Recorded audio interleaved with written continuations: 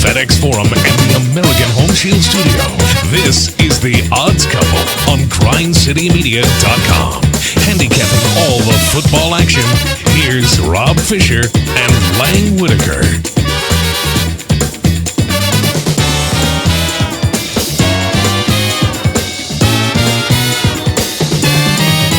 Hello, good people. Welcome to The Odds Couple.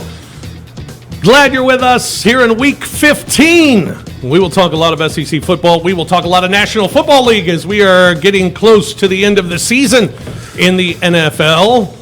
Also coming up, Lance Taylor will join us from Birmingham, get his thoughts on the picks coming up this weekend as well. Vinny Verno will join us on the show, and then we'll have our picks coming up at the end of the program. Lang Whitaker is back from the resort. How are you, sir? I'm well. How are you? Good. Go Dogs. I like. Oh, we're. I got a little controversy, Georgia, Missouri. Yeah, how about that? I don't know if you heard the bad news. LSU is not going to be eligible to play in a bowl this year. That's self-reported. I know. So that was very smart of him. Yeah, it's good year to do that. I guess it's tough. All those fans are probably looking forward to a big bowl appearance, and but. Unfortunately, they're not going to be eligible to play in a bowl this year. So well, everybody's going to be eligible apparently. So maybe they not would, LSU. Maybe they would be eligible, but they're making themselves not eligible. So. Yeah, that's right. John Roser here is. How are you, Johnny? I'm doing well. Do I tell you what I learned? Yeah, go ahead. What did I learn? I learned two things. Okay. One of which I just learned today.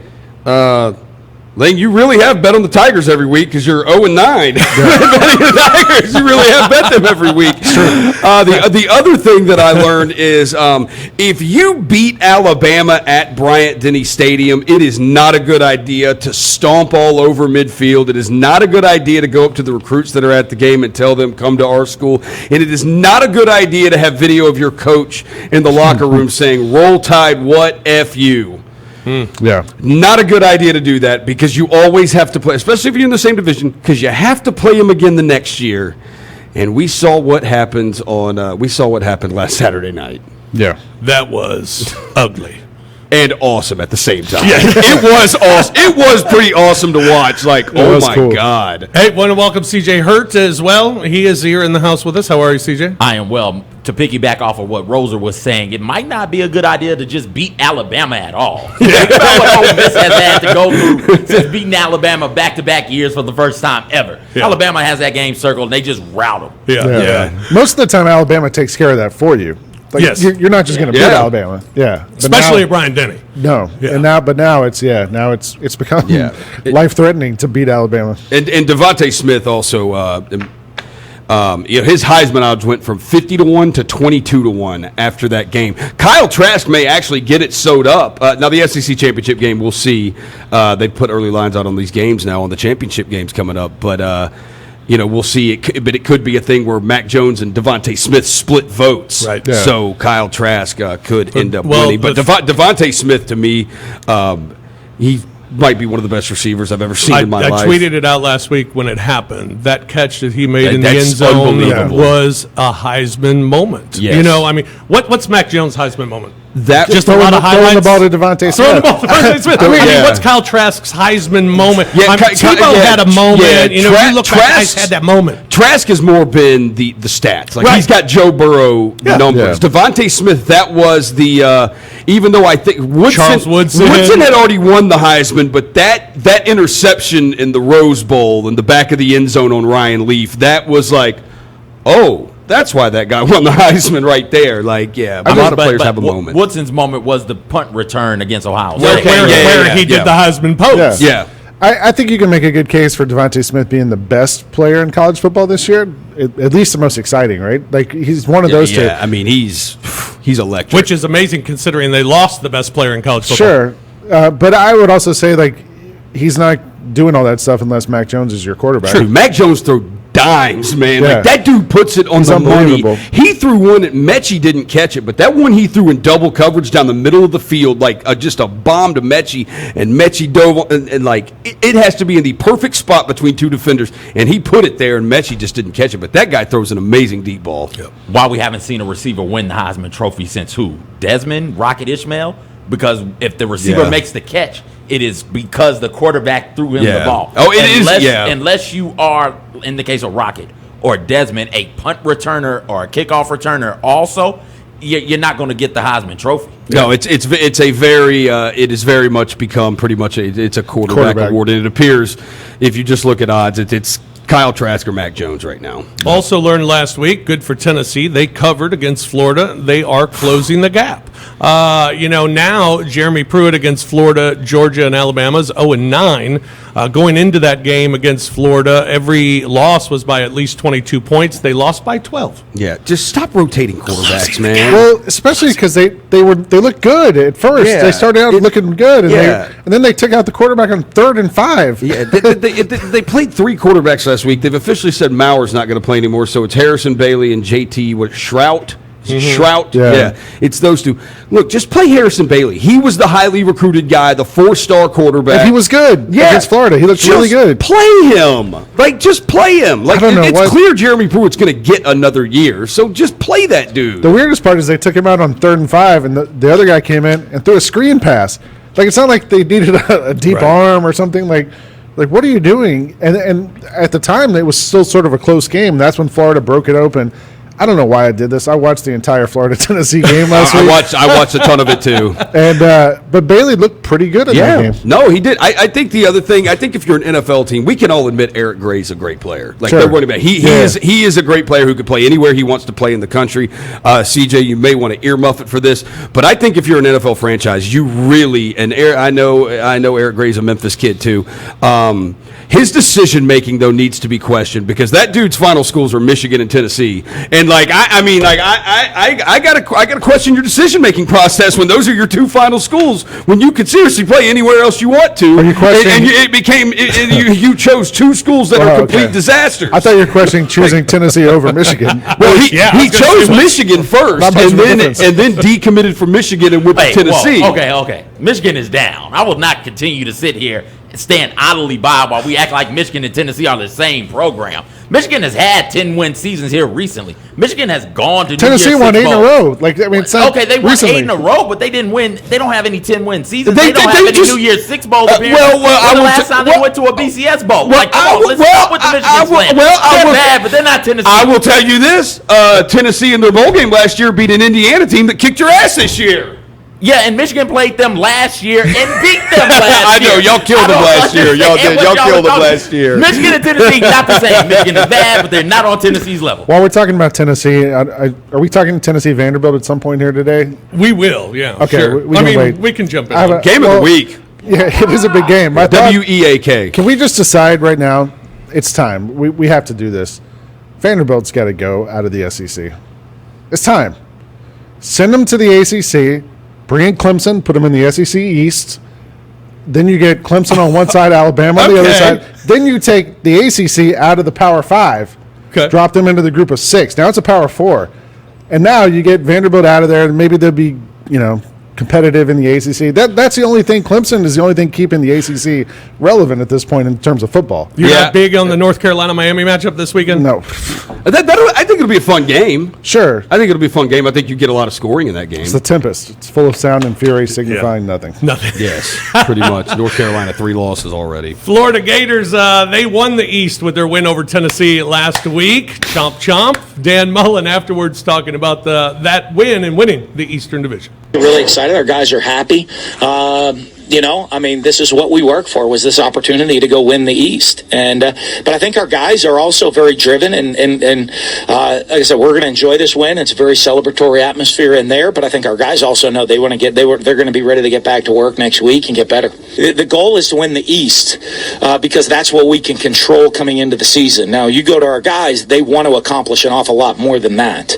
But that's all we can control coming into a season, and we were able to do that. And so now we have the opportunity to control being SEC champions, and that's the next step. And so we got to start preparing for that 2 weeks.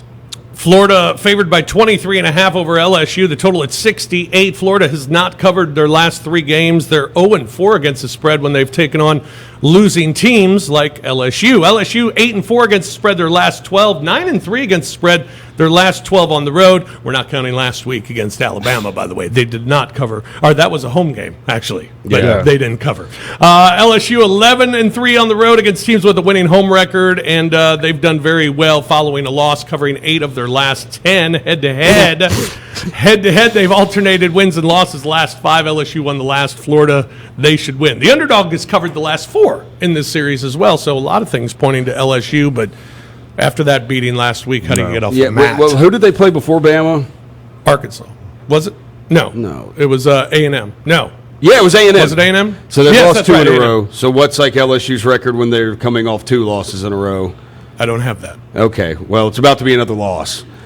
Can we move on to the next game? I will look up what happens when they lose 3 in a row, though, for next week's show. Just they're look going up- to lose. Do they get? I mean, it just doesn't feel like there's not a week where I watch LSU and I think, okay, they're getting a little better. They're just trying I to mean, get it's to, another huge line, they're but just trying to get to the end of the season at this point. No, their last season was a total Joe Brady and Joe. Look, Joe Brady completely changed Joe Burrow. If you saw Joe Burrow his first year at LSU, you're like, you went into last season and you'd rank what, Joe Burrow like 5th, 6th best quarterback in the SEC? Yeah. Like everything you saw from him his first year in the SEC. And then Joe Brady gets there and look what he did with him and completely revamped everything. And then he leaves after that 1 year. Burrow becomes the first pick in the draft. Brady goes to the Carolina Panthers. And look at, dude, when you watch that Finley kid play quarterback, that dude is huge. He's got a cannon on his arm. You know, he can throw the ball. He can hit the throws, but they're not good. Like, Orgeron's a clown. I mean, he's a total clown. Like, that dude is not going to be there he won't be there 3 more years. He's Gene Chizik all over again. Another game postponed this week in the SEC. Texas A&M and Ole Miss were postponed. Of course, the big story on a game being postponed this week is Ohio State and Michigan. Jimbo Fisher, the head coach of Texas A&M, he was on SEC this morning on the SEC network, and he was asked about, hey, why not Texas A&M, who's sitting right there at number 5? Why don't they play Ohio State this week? Be considering it, but I think on Wednesday, I think you're being a little bit crazy with it because you know that from game preparation and to get the quality game you want to do, I don't think you would. Because if you want to go into that game for both of us, there's a lot on the line. You would want to be prepared for the game. Now, to play them, it doesn't bother me to play them. I'd love to play them. Play them in the playoffs. Let's line up and play them. Whatever it is. But I think on Wednesday would be a very tough thing to do on a game that means so much. Yeah. Yeah, I think there's also, some people say, some people have said, the Big Ten, they've said, you can't play non-conference games. See, Nebraska tried to schedule UT Chattanooga. They're going to pay for their flight, pay for their COVID testing, and the Big Ten said no. Well, look, we have realized about the Big Ten. What Ohio State said, their rules. What Ohio State says they want, the Big Ten will let them have. Ohio State, the same with A&M, the same with, they don't want to play this game on short notice. Yeah. It's one thing if it's BYU and Coastal, because the truth is neither one of those teams are really realistically going to have a chance at the playoff. But both of these teams do, and they would like a full week of preparation. No. Texas A&M does not have a chance at the playoffs. If they played Ohio State and beat them, yes, they would. They would not beat Ohio State if they played Ohio State. I don't think so either. Texas A&M's only beat 2 teams with a winning record all season. They look terrible most weeks. I know their record looks nice, but they're not good. And if they played Ohio State, they would get thumped. So I guess A&M's chance. They don't have a chance. Here's their chance. Alabama wins the SEC championship over Florida. Yeah. Right, because they've already beaten Florida. They've got 2 losses for Florida, so Florida's behind them. And Clemson lose to Notre Dame? I think, that's their best chance. I think if Clemson has 2 losses, they fall behind Texas A&M? If Clemson loses to Notre Dame and Florida beats Alabama, Alabama still might be the number 1 seed in the whole thing. Yeah. No, that would. Notre Dame would stay at 2. Florida would jump to 3, and Ohio State would stay at number 4 because they wouldn't want Florida and Bama to play each other again. Just like if this Notre Dame, Clemson matchup happens and say Clemson beats them in the ACC title game, they're not going to keep. Ohio State will move up to number 3 because they're going to beat Northwestern, right? Yeah. So Ohio State will move because they're not going to want to have Clemson Notre Dame for a third time. Right. Absolutely. We're all cheering for Northwestern now. Yes. Go. Fly in the wind. Go. Whatever, Wildcats? Wildcats, yes. I should have worn my Ohio State. I should have worn my Justin Fields jersey today. Last week we saw one of the worst calls defensively in NFL history. As the New York Jets, they blitzed everybody, trying to get their first win of the season. On 5 seconds to go in the game, Raiders got to go 40 yards to score a touchdown, and they decided to bring the house. It cost Gregg Williams his job as defensive coordinator of the Jets. Afterwards, Adam Gase, his job, I would have guessed, is in jeopardy after now being 0-12 on the season. He talked about, what happened on that final play. I mean, just we were trying to create pressure. He hadn't done well with it all game, so that's what happened. We had a couple free runners, but we didn't get there. Is pressure even needed in that situation? All you have to do is stop the play from getting to the end zone. Even a short completion would have been okay. Yeah, that's what we ended up pressuring. Have you talked to Gregg about, since the game ended, about his thoughts? I just talked to him. Did he explain his thought process? He explained his thought process. Wow. And then Gregg was fired. If people don't know, Gregg Williams is a maniac to begin with. Yeah, he was the Bounty Gate guy. Well, he's the reason the New Orleans Saints have an asterisk by their Super Bowl win. Right? According to you? No, the team got suspended for the next year after all that. There was fines, suspensions, and all that stuff because of Gregg Williams, and that's why the Saints have an asterisk by their Super Bowl win. According to Falcons fans. Yeah. Oh, I'm not a Falcons fan. I'm just saying that as a football fan. You're in Atlanta. It I'm just saying. Yeah, would you do the best of Derek Mason? We said we should have one. We could have one of Gregg Williams too, because there's one, I believe, when it was the whole Bounty Gate thing. One of the tapes that leaked, I believe he was talking about before they played the 49ers and Frank Gore, and he said, "Cut off the head and the body will die." Yeah, cut off the head. Well, he was on Hard Knocks a couple years ago. Hard Knocks, where he sat there with his legs open and goes, "Put your testicles in the C gap." I mean, you could have a best of Gregg Williams. All this being said, they keep hiring him. The Jets are trying to lose, aren't they? He did his job. Yes. Yeah. In a weird way. Also, I loved Adam Gase saying he didn't know the play was coming in because he was busy talking to other. What was he talking about? There were 5 seconds left. Yeah, right. Also, if you're the Jets, isn't firing Gregg Williams basically giving him, letting him off the hook? Make him coach the rest of the season. That would be the worst thing you could do to the guy. I guess you got to do something. I will say shout out to former Memphis Tiger Arthur Millett. Plays for the Jets. He got a pick. He got a pick in that game. No, that game I had the Raiders in everything on Sunday. Right. And they about met because there were so many huge spreads in the NFL on Sunday, and when you get a lot of big lines, what people do a lot is they just do money line parlays. Right. And that would have ruined. If the Jets would have won that game, Vegas, God knows how much money they would have made because everybody had the Raiders in their money line parlays. Now, I only won one of my moneyline parlays and one of my teasers with the Raiders in them and not the other ones because screw you, Mike Vrabel, for not having your team ready to play on Sunday. My God. Did you have the under? No, I did have the over. I did have the over in that game. I did have the over. Jets play Seattle this week. Jets 1-6 against the spread against NFC West opponents. Seattle 4-2 against the spread last 6 against the Jets. We will take a break here on the Odds Couple. We'll come back. Lance Taylor joins us when we return here on Grind City Media. I love the haircut. They tell me you've been getting beat up over it, Zach. They say I look like I'm 25. I was in somebody said I was in Vegas. They said, "Is that Zion?" I said, "I paid away for little brother." I said, "That's my little brother." Tune into grindcitymedia.com, Grind City Media on YouTube, or on the official Grizzlies mobile app to catch Chris live or download each episode daily and subscribe at iTunes, Spotify, or SoundCloud today. The debate is whether he's a star or a superstar right now, which is what the headline and sort of the tweet suggests. But I'm liking that discussion right now with Ja Morant at point guard. Tune in to grindcitymedia.com to follow Michael Wallace and Lane Whitaker as they debate the biggest topics in the NBA, the Grizzlies, its IMH show. Mike and Lang will share their humble opinions on the hottest league water cooler news, providing insight, analysis, and a little heat.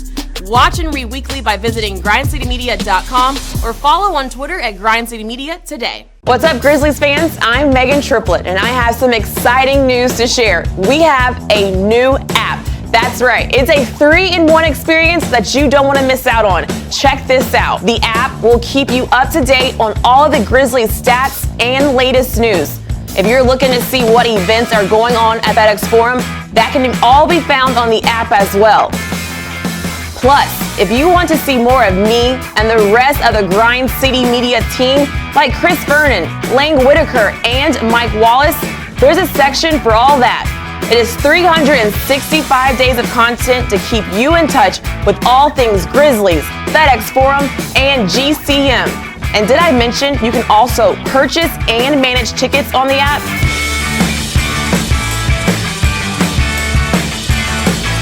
The app does it all. Download it now.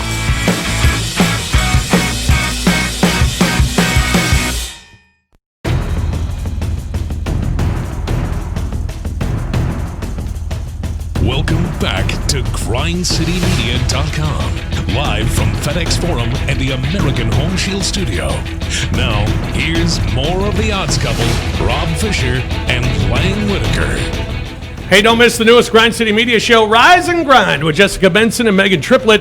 Duo brings a fresh, fun, and energetic double shot of morning vibes to catch you up on the latest in sports, entertainment, pop culture, and everything Memphis, with some completely biased, unfiltered discussions and a side of slightly above-average jokes. Tune in to GrindCityMedia.com, Grind City Media on YouTube, or via the official Grizzlies mobile app to catch Jessica and Megan live, or download each episode daily and subscribe at iTunes, Spotify, or SoundCloud today. Welcome back, everyone, to the Odds Couple as we get you set for Week 15. Last week was a battle between two coaches who were battling for Coach of the Year, possibly in the SEC, with Sam Pittman and Eli Drinkwitz. And it was an entertaining football game for Mizzou and Arkansas. 50-48, Missouri won. Their kicker is Harrison Mavis. He was 5 for 5, and he was the topic of Eli Drinkwitz's postgame. Did you have any doubt he was making that kick? I mean, I'd be lying if I said I didn't have any doubt. But I felt good about it. I mean, he'd been 6 for 6. And so, honestly, I looked across the field. I was about the 50, and Sam was on the 50. And so I just watched him. And when the ball was kicked and he stuck his head down, I knew we'd won. So, when you have a guy like Harrison, he's only a true freshman, but pretty much every time he talks about, maybe pressure-packed situations, just cool and collected. I guess, what does that kind of say about him and everything? It says he's a stud. I try to rattle him all the time on Tuesdays and Wednesdays. I mean, I'm yelling at him and calling him Janamiski and all kinds of stuff, and he's in there just drilling him.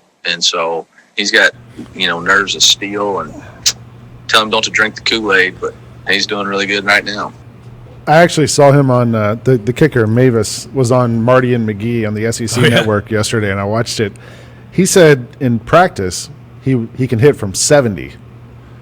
That is some Janikowski stuff right there. He said he can hit from 70, but there's too much, involved in an actual game if you're trying to hit from 70 between the snap, the hold, the defenders, because you have to kick it pretty low trajectory. Right. But I'd imagine if you can hit the ball from 70, you must feel pretty good from 50. Yeah. You're like, I got this. Wow. Do you think that maybe Lance can comment on this too? Was that a game between? Maybe Nick Saban wins it because he's beat the hell out of everybody in the conference. But maybe was that the game between the two big candidates for SEC Coach of the Year, Drinkwitz and Sam Pittman? Let's find out from Lance. Lance Taylor joins us from WJOX, host of the Roundtable in Birmingham. Also, you can get his picks daily at lanceslock.com. Lance Taylor's with us. How are you, Lance? I'm good, fellas. Yes, I had this discussion going into that game last week, and I said the winner of that game, you got to give it to Pittman or Drinkwitz. The only other guys really in the mix, you can give it to Saban every year. Yeah. Gets a little boring. He's a victim of his own success, so obviously he's not going to win the award. Jimbo Fisher would be in the mix, but he makes $7.5 million to be runner-up in the SEC West. That's not enough for me. Dan Mullen gets better and better in year 3. So Dan Mullen would be in the mix, but I don't know about you guys. I didn't think Arkansas would win a game. And Eli Drinkwitz, when I first saw him, he looks like an accountant. And I thought 1 year at Appalachian State wasn't enough. I thought this game was this job would swallow him up. And, man, he's got a ton of confidence. He's doing it with a freshman quarterback. So I think Drinkwitz is your guy. Unbelievable. And Mizzou's got Georgia this week. That's obviously not going to be easy, but Mizzou's been covering very well over the last handful of weeks that I think they make it a better game than maybe the line shows. I agree. You know, they have been covering. They've been playing great defense. They're able to run the football with Larry Roundtree. I mentioned Baszlik's been a major surprise at the quarterback position.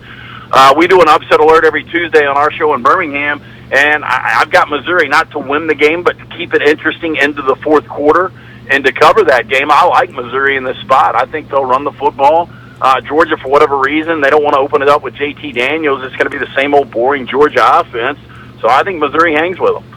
Lance, one of the things I said I learned from last week is if you beat Alabama in Bryant-Denny, do not stomp on their field, do not tell recruits that they should come to your school, and do not have video of your coach go viral of saying, "Roll Tide, what, F you."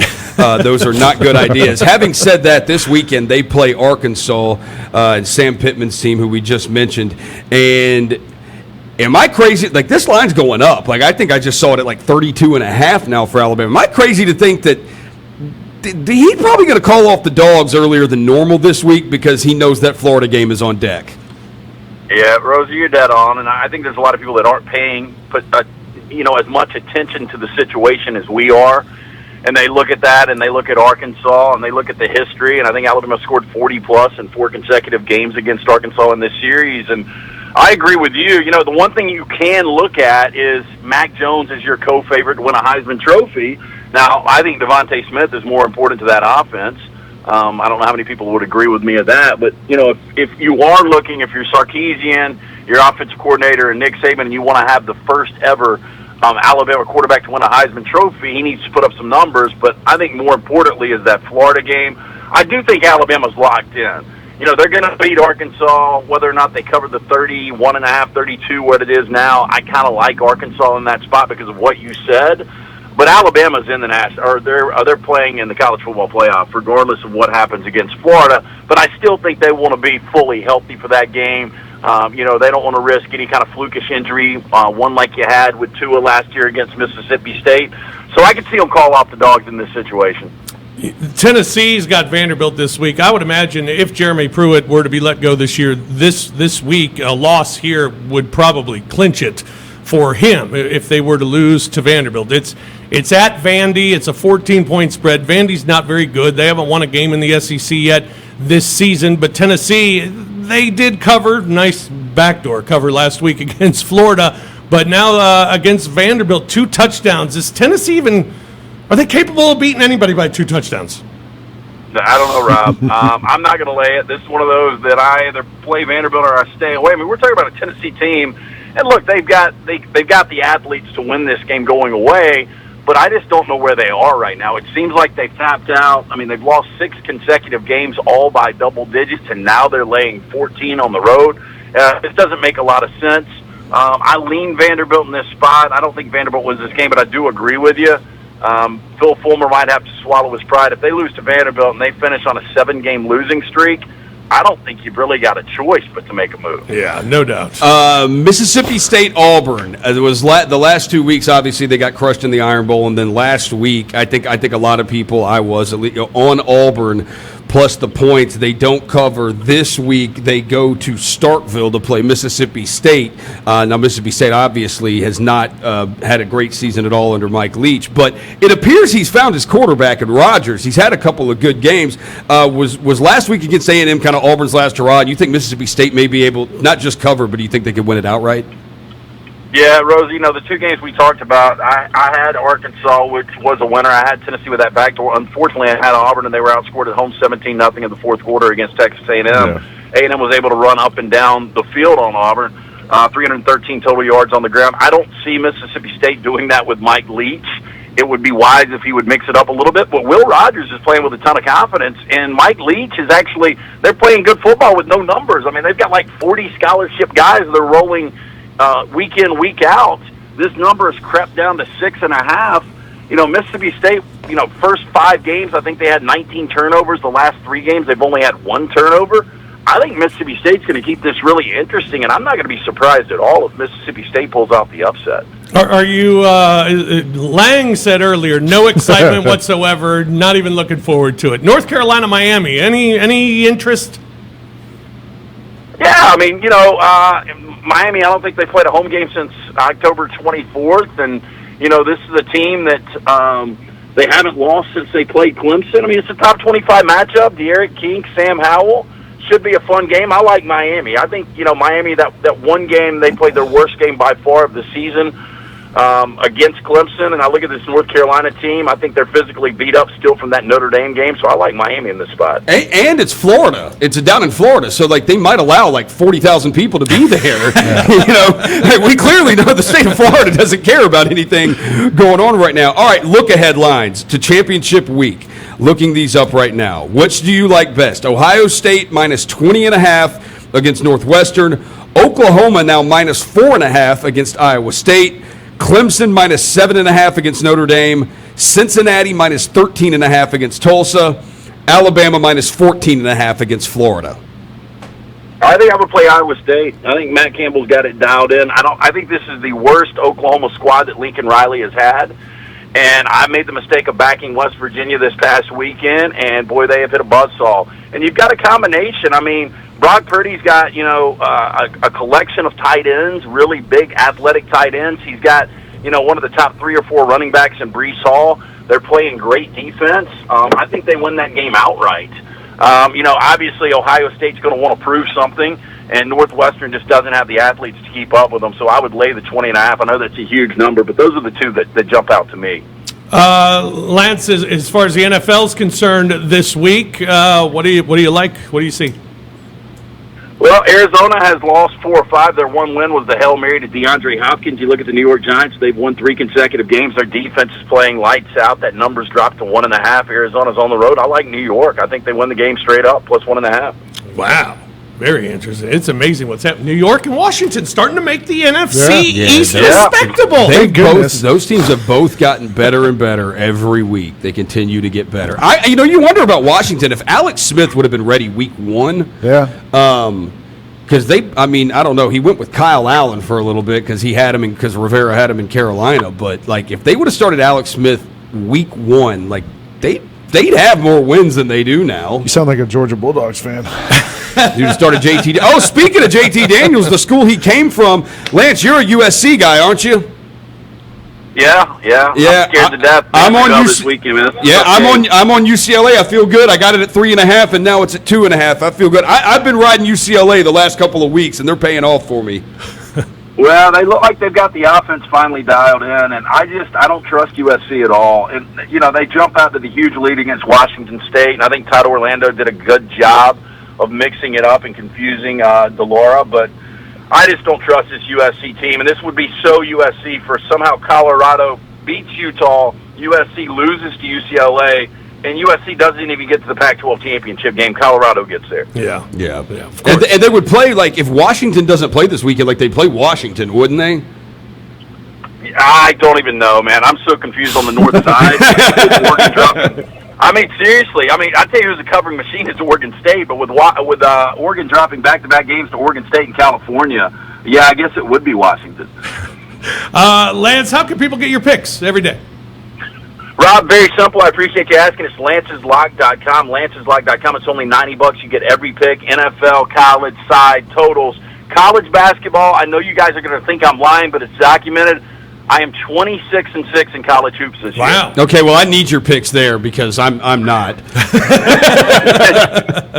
I've gotten texts, the last couple of days, is it time to start fading you? Because you cannot keep up an 82% clip in college basketball. But it's, out of the gate, it's been incredible. But if you want to get on board, man, we've got it all for you. It's lanceslock.com. Have you just bet against Memphis every time? Because that'd have you at you'd probably be covering 95% right there if you just bet against Memphis.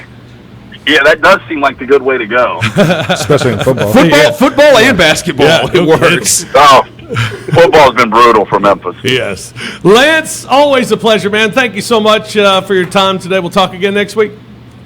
Okay, talk to you guys soon. Thanks. Thanks, buddy. Lance Taylor joining us, talking about these games. All right, you mentioned those futures for the conference championship games. Which one stands out to you? I actually kind of thought Oklahoma minus the 4.5. I kind of go opposite of him. Now, Iowa State did beat them earlier in the year, and Oklahoma has since turned it around. Now, I also think Iowa State has gotten better and better, but I got a hard time thinking Oklahoma's going to lose to them twice in the same year. But Iowa State does look really good. That West Virginia win was a little. West Virginia's having COVID issues right now, and they're having home and road issues. Yes, right. And they had COVID problems last week. They had a lot of guys out in that game. But no, Iowa State has been better and better. The other one, I'd probably lay the 7.5 with Clemson. We've seen when Clemson wants to play, like the second half of the Virginia Tech game last week, when they finally decided to, like, all right, now we're going to kick their ass, and they did. You know, the first half they just screwed around. Out of all the teams in the mix for the 4 spot in the top 4, Iowa State has the most wins over teams that are over 500. They have 5. The most wins over top 25 teams. The best strength of schedule or strength of record against other teams. Like, Iowa State has sneakily been one of the better teams. Yeah, well, I mean, because one of the 2 losses, though, right? Yeah, because one of their losses was Louisiana, who's good G5 school. And Oklahoma has been so up and down all year. Like, I would have no problem rolling with Iowa State. And if that Ohio State line stays at 20.5, whatever the Ohio State first half line is, we're going to take that. I don't know if you can be a good school and have that Louisiana loss on your resume, though. That's what's throwing me. They did and have them jump Cincinnati. That's odd. They did have a lot of guys out that week. Their defense did play well. Both of their losses, Louisiana and Oklahoma State, their defense played well. Like the other team, like I think it was the Louisiana game, like they gained like 270. They only had like 270 yards. In the Oklahoma State game, Oklahoma State only had like 260 yards or something. Those are just games where Purdy did not play well. He obviously is their key. The defense is going to be there. The running back's really good. If Brock Purdy shows up, like they're a pretty tough team. Yeah, no, I if I had to pick out of those, I'd say Cincinnati. Yeah, I think Cincinnati is a legit football team on both sides of the ball. Tulsa's been very good, but I would definitely, just seeing Cincinnati, eye test alone with Cincinnati, I'd go Bearcats. Easy to cover that game. And also maybe the under, because I don't see how Tulsa's going to really. I don't know. I think Cincinnati could score 40. The over-under for the game that was supposed to be played this week, but they postponed it, I think, very smartly. Considering they're playing next week for the conference championship. What's the Alabama line? 14? 14.5. Yeah. I mean, Cincinnati Tulsa over-under is 44. Yeah, I think Cincinnati could score 40. Tulsa's defense is really good. Tulsa's defense is good. Stud for Tulsa. Yeah, Tulsa's defense is really good. The Florida Alabama. I mean, with the points, I'd lean Florida, but I ain't worried about them. I want to know what the total is going to be. Because if that total is under 80, we're hitting the over. Yeah, the one team that Alabama played who could pass the ball really was Ole Miss, and they went nuts on. Well, you even look at Alabama against LSU last week, and LSU made some big plays. Yeah. I mean, that was the only reason they scored. They scored on big plays. Stetson Bennett made some big plays against Alabama. Yeah. Like they're susceptible to a good quarterback. Yeah, I ended up in a Twitter little convo, and I finally just stopped responding. It was about the because I said I was sorry I engaged you in that. No, it wasn't you, but it was a couple people I know, and it was they're LSU people, and it was about the dude dropping the ball before he went in the end zone, and then dude, it's like halftime. We're going into the third quarter, and they're still sitting there tweeting me about it. I was like, yo, it's 45-14. Alabama has 500 yards at halftime. This really doesn't matter anymore. Yeah, what are we still talking about here? Would have gotten you more Grind City units, though. Would have gotten me more Grind City units. Big win for you. That was probably the biggest lock of the year. Was the Alabama first half last week? It was pretty good. Biggest game of the weekend this week in the NFL. The Kansas City Chiefs head to Miami to take on the Dolphins, where the Chiefs are a touchdown favorite against the Fish. Patrick Mahomes, the quarterback of Kansas City, said the team's just battling each and every week. I think it builds up that confidence that you can win games different ways. I mean, if you look at how we've played the last few games, we've won every single way possible, it seems like. And the defense stepped up today and kept us in the game whenever we were having lulls, and then we found a way to keep battling. And I think that's the biggest thing is in this league, you have to find a way. Not everything's going to be easy. We're not going to be able to throw 70-yard touchdowns to Tyreek every single play. I mean, hopefully just a few of them.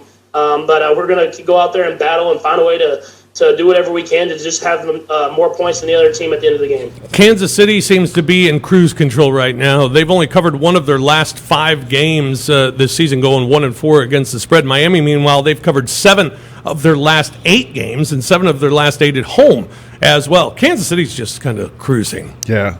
You forget they have like this embarrassment of riches I was watching the game the other night, and I was like, oh, yeah, Le'Veon Bell. Right. Yeah. I forgot he's just like one of the guys on the team. And one of my favorite names when I love hearing it, because announcers, they want to get the names right. Edwards-Helaire. Oh, yeah. Never heard anybody call him that at LSU. No. Yeah. Edwards-Helaire? Yeah, it's Hilaire. Now it's Helaire. Yeah, you get the hard Helaire, the long E right there. Yeah, absolutely. Yeah, they're really good. I'm interested to see it too against them, though. Yeah, I am interested to see that. Should be a very interesting game in the NFL this week. It's time for our special guest this week. Don't know where he's coming from today, but let's send it over to Vinny Verno. Vinny. What? I said I'd do it after I do this stupid show. Yeah. I said I'll do it after I do the stupid show. Hello. I'm Vinny Verno, and I have one pick for you this weekend. I'm a philanthropist. I make picks. You make money. I make picks. You make money. Now you may say, Vinny Verno, where are you this week? I'm in your studio. I bought the damn thing. I'll let you do your show this weekend there, but then I'm taking it back. This week, we are taking what is called a karma game. Florida is a 22-point favorite over LSU. They put a bowl ban on themselves. Like they was going to a bowl anyway. Now, here's the thing. Odell Beckham Jr. gave that team $2,000. Therefore, we are betting $2,000 on this game. That's what I thought. Until I realized that then another guy, he embezzled like $500,000 to give to their team from a friggin' hospital.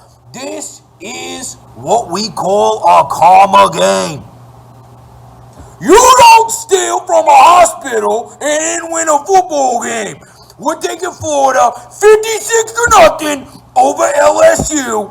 It's my karma game. Odell Beckham Jr., LSU sucks. What were you thinking, banning yourself from a bowl you weren't going to play in anyway? Game! Did I just friggin' drool? Oh my God! Oh, that was gross. That was like a Saint Bernard drool, man. like a mastiff or something. So he's going Florida Gators with his big Vinny Verno karma game of the. I don't know about Florida holding anybody to zero, but you know. Right. Although, maybe with LSU. Who knows? You never know. We'll take a break here on The Odds Couple. We'll come back. We'll have our picks for the weekend coming up when we return here on The Odds Couple on Grind City Media. Hey yo, happy Friday. It's time to rise and grind. I'm Jessica Benson. Did you say hey yo? Hey yo. I'm Megan It's a Friday. Come Yes. on. We have a big show lined up for you today. We've got all sorts of things to talk about with NFL updates, college football updates. We got to get to some pop culture news. It's the music, the entertainment, everything going on. All the stories to get you through today and into your weekend. Rise and Grind with Jessica and Megan. Live daily at 8 a.m. on grindcitymedia.com. In everything we do, defensive activity, offensive execution, play together, have an edge about us. Just play with an edge. Play with an edge and play together. Durant, block for Jaron, blocked by James. Dylan Brooks with authority. Tyus Jones to Brandon Clark. A turn and gun. He got it. Jones for three. Stolen, blocked by Jaron. Yeah, stay together, Blue, stay together. Way to roll me, kid. Let's leave it out there. Ja Morant with elevation. Once a week, get your basketball fix with Talkin' Grizz featuring me, Kelsey Wright Johnson, and media from around the NBA as we discuss draft topics, prospects, and more. Connect with Grind City Media on all their social channels, subscribe to Grind City Media YouTube, and follow Grind City Media on Twitter and Instagram to stay up to date with all things Grizzlies. Welcome back to The Odds Couple on grindcitymedia.com. Live from FedEx Forum and the American Home Shield Studio. Here's The Odds Couple, Rob Fisher and Lang Whitaker. Hey, get your daily sports, pop culture, and Grizz fix with insider news and commentary on all things sports and more with the Chris Vernon Show. Now live at noon daily, Monday through Friday. Tune in to grindcitymedia.com, Grind City Media on YouTube, or via the official Grizzlies mobile app to catch Chris live, or download each episode daily and subscribe at iTunes, Spotify, or SoundCloud today. Welcome back, everyone, to the Odds Couple. As we wrap things up here today, the Memphis Tigers are in action, so are the Houston Cougars. Houston Cougars are in action. They're playing their 6th game, and they're in action for the first time in a month. Yeah. A month. Yeah. And they're favored over the Tigers. Well, they should be. And the line keeps going up. Yep. It keeps going up. We don't have to talk about Memphis football, do we? Memphis football has not been good. You're doing a little piece on Memphis football. I did one. It's over. Yeah, You it's did. out. Grind City Media. Just talking about how they have destroyed me this year. If you look on Rob's cheat sheet here, Lang this year 13-10 in the SEC, pretty good against good the spread. job. Yeah. NFL 20-18, not bad. Over against No, Memphis Tigers. fine. Memphis Tigers 0-9. You know Memphis. And they've covered 2 games, which means the 2 you win against them. Well, yeah, I learned my lesson there, but they didn't cover against SMU. They did cover against UCF. That was one of the ones. Yeah. They didn't cover against Temple. They didn't cover against Cincinnati. They didn't cover against South Florida. They didn't cover against Navy. They didn't cover against Tulane. They've been killing me all year. And we talked about this, Rob, last week, and you guys gave me a little bit of a hard time because I said I believe in the law of averages, right? Right. Eventually, things are going to even out over the long term. You flip a coin one way, it comes up head 10 times in a row. Probably think it's going to be tails the next one. Yeah. Yeah. Not with Memphis. No, not with the Tigers. No, not at all. Theory, not working. Now, Fish, you being 6-3, having the best record of all of us. With the Tigers, it just clearly just means you've taken the other team more than the rest of us have. Well, I've gotten to the point now over the last handful of weeks where I just blindly take the other team. I mean, period. Just because Tigers haven't been able to cover. And I think the lines this year have been really inflated for the Tigers because of the last couple of years.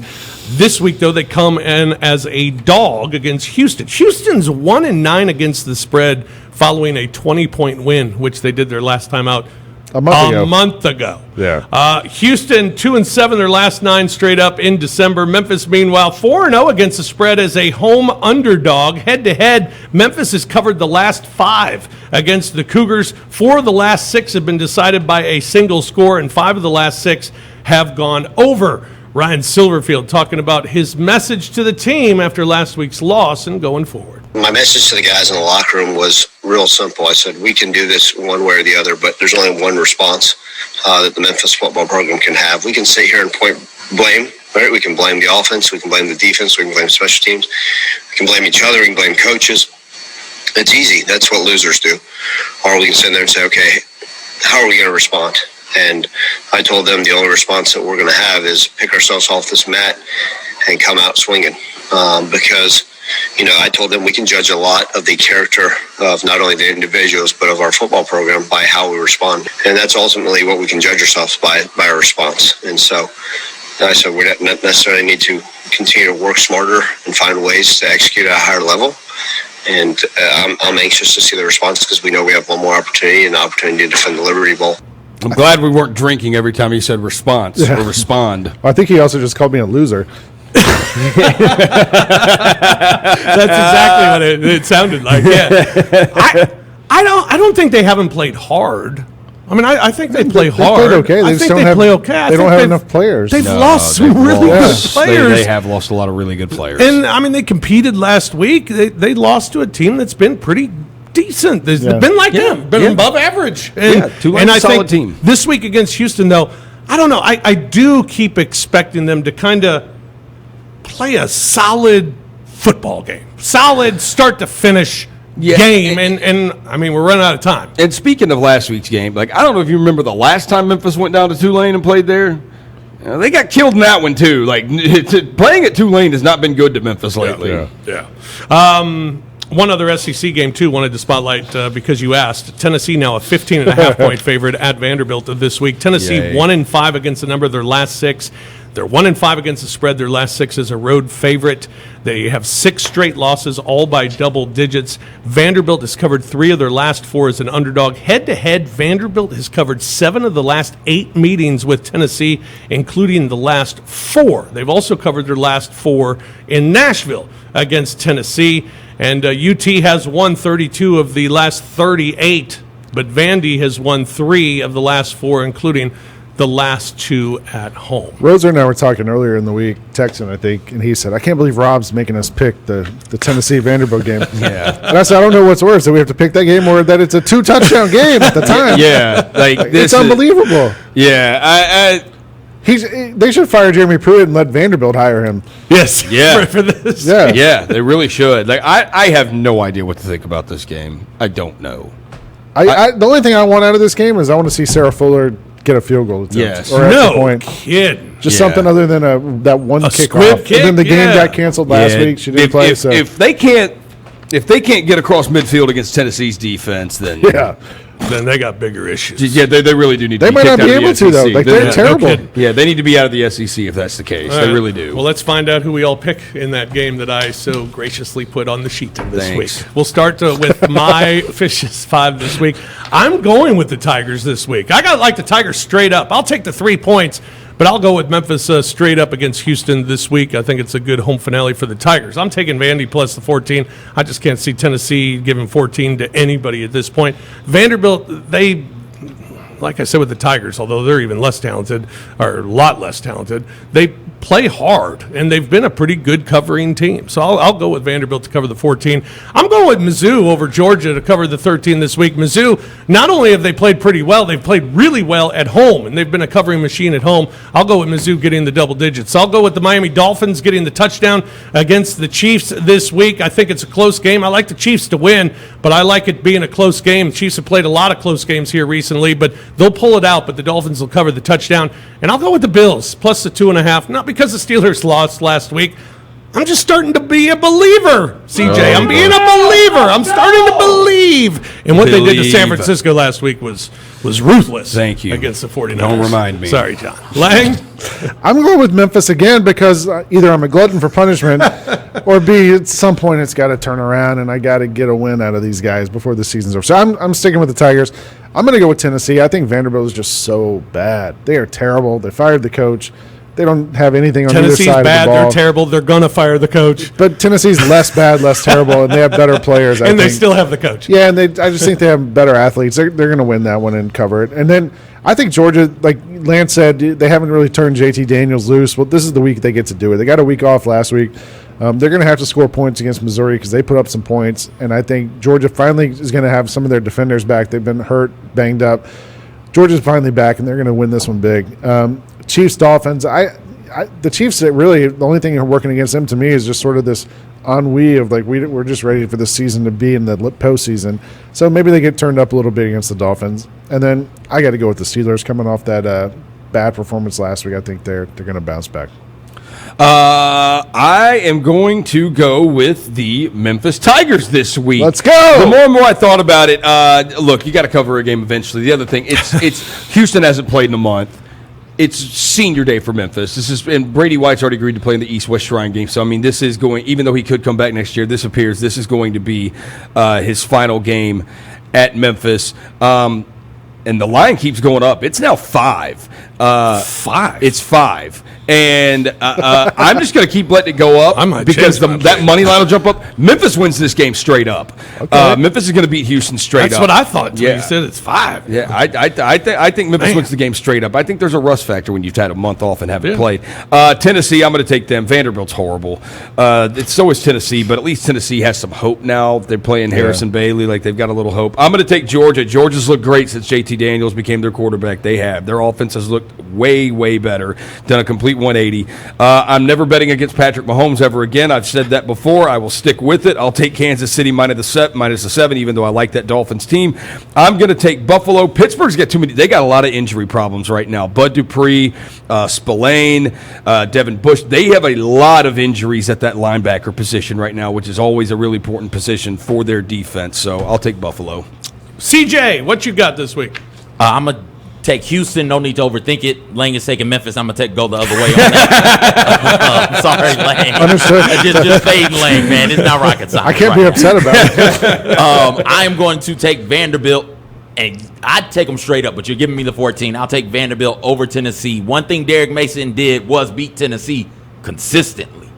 He's not there no more, but those players know what it's like. They know they can keep up with the talent that Tennessee has. Tennessee is the more talented team. Vanderbilt might be the hungrier, scrappier team in that one. To be fair, like every team's beaten Tennessee consistently as of like the last 7 years. Touché. But it's Vanderbilt. So it means something that you're losing games to Vanderbilt consistently. Give me Georgia. I'm with you, Lang. I think Georgia's going to go off against Missouri. I'm not going to pick against Patrick Mahomes either, Roser, so give me the Chiefs. I have been on this Bills bandwagon since the start of the season, so give me Buffalo. No need to jump off of it there. And my two personal picks, give me Coastal Carolina laying 13.5, and I'll also take the Titans. They got a tough matchup with the 1-and-whatever Jacksonville Jaguars, but I think they'll pull it out. Give me the Titans minus the 7. Coastal has been a machine for sure as far as covering is concerned. It's certainly an opportunity to be flat this week. Troy's always a pretty solid team, so this is this is an interesting maybe spot. This is the bounce back though. But I mean, so App State has been a pretty decent team. Yeah, no. Also, and Coastal just they got a late cover on that one. Yeah. No. I'm with you. There's no reason if you've seen Coastal this year and how they cover every game. There's no reason to bet against them. If you're going to bet a Coastal game, just take Coastal. And if it's less than 2 touchdowns, go for it. Yeah. My two that I'm going off the board. Lance talked a little bit about it, and Roser, you talked about it too. And I don't like you saying that it could be a win for Mississippi State. Come on now, Auburn minus the 6.5 against Mississippi State this week. I'll go with the Tigers, and I'm going with Buffalo. Yes, University of Buffalo. Akron, they're playing the Zips. They're playing the worst team in college football, the Akron Zips. No, they're not. Bowling Green's the worst team. The Akron beat Bowling Green 31-3 last weekend. Okay, Akron finally got off the schneid. That's right. They're the second worst team in college football. I'm going to go with Buffalo. Buffalo's got a guy that could be on the Heisman list after this week. He should go off. They're favored by 32.5. I got no problem laying it with Buffalo this week, minus the 32.5. They roll over Akron. The last time Roser talked me into taking Buffalo in a huge spread, it didn't work out so well. I know. I'm going to go with the over on the Alabama-Arkansas game. It's at 68, but Arkansas scored 48 points a week ago. We know Alabama can score points. I think that one's easy going to go over that one. And then I'm going to take the New Orleans Saints with 7 points against the Philadelphia Eagles, who are starting Jalen Hurts. Who couldn't get it done at Alabama, and the Saints have a really good defense. I think it's going to be tough for them to be even close in that one. You think Jalen, after every play, is going to be like, all right, am I coming out now? Yeah, where's Tua? How's this? Because that's what they've been doing. It's been so bizarre. They put him in there for a down. Yeah. And then they take him out and put Carson Wentz. It's been awful. It's like Tennessee. Right. No, that's kind of weak on Doug Peterson's part. His first start is against the Saints. The Saints probably have the best defense in the NFL. They've been rolling too. That defense has just been nasty lately. I like both of those picks, Lang. I like both of those. I'm going to roll with the gift that keeps on giving outside of the one Georgia game. Alabama minus 17 in the first half. And I think, as you see, they're probably going to want to get this one over with early. I'm just going to keep rolling with Alabama in the first half. So we'll go with that one. Another one that keeps on giving to me outside of the first week against Colorado, I'm going to take UCLA plus the 3.5. I don't think we're going to need them. I think they're going to beat USC straight up. Chip Kelly over Clay Helton. I'll take that matchup any day. One thing to watch about USC. So that Washington State game, dude, they were up 28-0. What was it? So at that point, it's like, dude, you're killing them. USC only ran for 24 yards on the ground.